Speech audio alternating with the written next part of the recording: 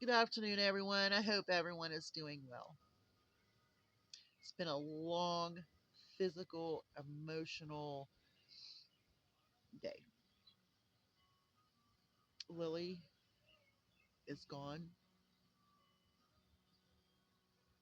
and buried, but she is not gone in my heart and my husband's heart because I know that hurt him. I've He broke down a little bit, the macho way. But I'm glad that the veterinarian that came and did her had good bedside manner and read the room. Okay. When she first come out to look at Lily, she read the room. Lily was a pet. Lily's not a piece of livestock. Lily was not a breeder. Lily was not um, a meat goat or a dairy goat of any kind. I mean, she was, but she wasn't. She was a pet. And she read the room. The other vet came out, and the first thing out of his mouth was, "You want to salvage the meat?" It, when he said it, I didn't even know if I heard it correctly and made him repeat it, or I think the girl repeated it. Um, Reading the room. You know, people love their dogs, people love their cats, people love their pets. Well, Lily was my pet, and the vet that did the most for her read the room. While we were in the process, Lily turned her head to me and kissed my cheek and nosed my cheek. That was her kiss. The vet saw it, the tech probably saw it, and it broke my heart. Um,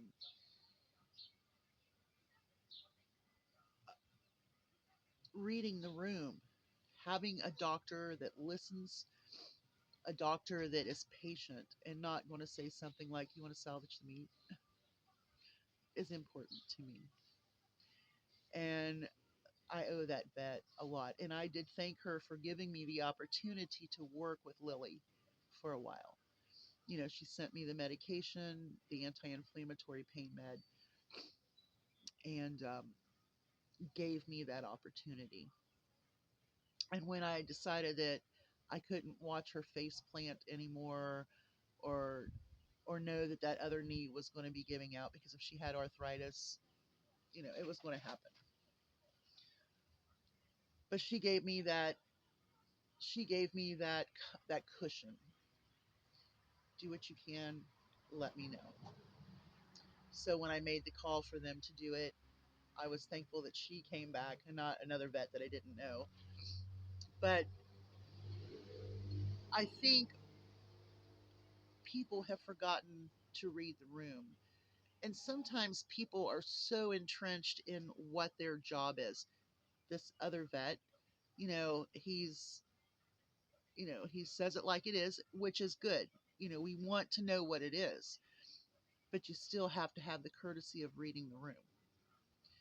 Bedside manner is so important. And being part of long term care for a long time, it's important.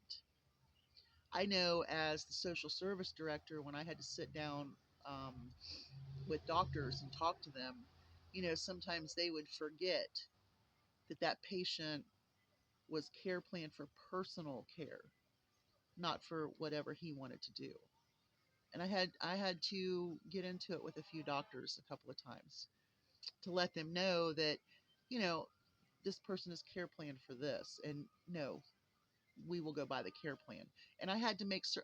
There was a few times I went after doctors over that, and of course, once I did, um, let the doctor know, then I would contact the POA, the family member, um, and discuss what I had just told the doctor. And every time, that's how their care plan, and this is how we're going to do it. And I'm like, okay. So I will make a secondary call to the doctor to ensure that that is what we do. And I miss her already. I keep going and looking and to check on her. I filled a bucket of water earlier and carried it towards the barn and just stopped. But I have some fun things to tell you. As you know, I let the six little roosters and Gandalf out there in their little area. Well, I went up to check on them at one point in time, and all six little roosters were out. But every single one of them came up to me and let me put them back over the fence. It was so cute. It was like they lined up, and I put them into the fence. Well, earlier, not too long ago, I went back there to put everybody back up. So that way, if it did start raining early, I wouldn't have to worry with the little ones. And so I went in, and each one of them lined up at the little door, and I just picked them up and popped them in the stall. I mean, these little roosters are something else. They're like all about me. The three little girls, I had put them out in theirs. The only one that gave me a little bit of problem was the little black girl, which we have named Blackbird. We're going to call her BB. Um, Paul McCartney's Civil War song or Civil Rights songs. It's been a long day. So maybe look that up and, you know, that's what we named her as BB. So we have BB, um, Goose, and Easter. Easter, I showed you on Easter Sunday, I believe. She's the one that I had to work with her feet a little bit. Um, but anyway, all the little roosters, they came and lined up, and I put them in both times. It was pretty cool. Gandalf, of course, he's just showing his stuff off now. He's just all fluttered up. But the three little girls, I had no problems getting them back in. And we have a Chip and Dale situation. We have two little chipmunks that keep going into the brooder barn when I have the door open, and I keep running them back out. They're only about this long. And so I'm calling them Chip and Dale, and they're checking out the brooder barn and they're eating all the stuff that they can find, and then I run them out. So it's kind of funny. It was kind of cute.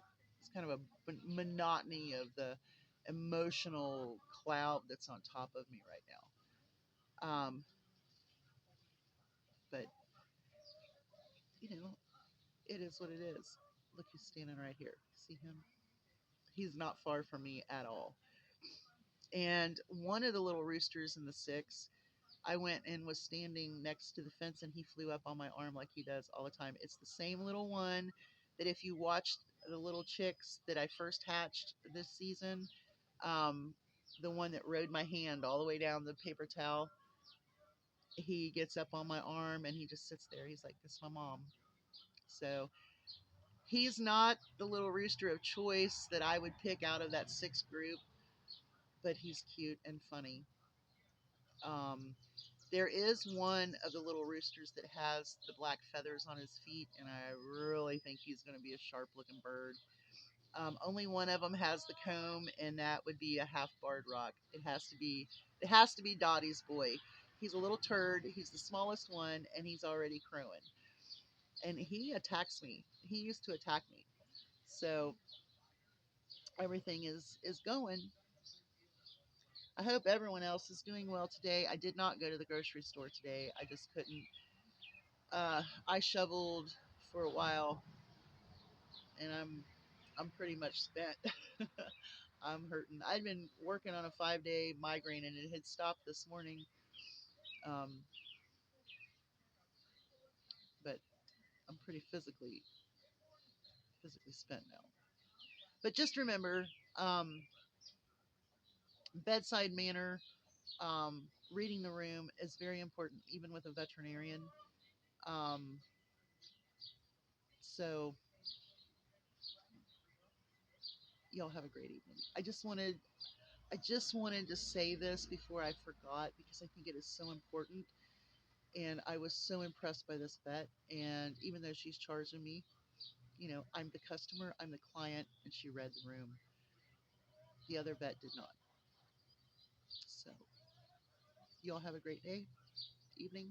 Hugs from a distance. I'm starting to get hungry now. Bye, y'all.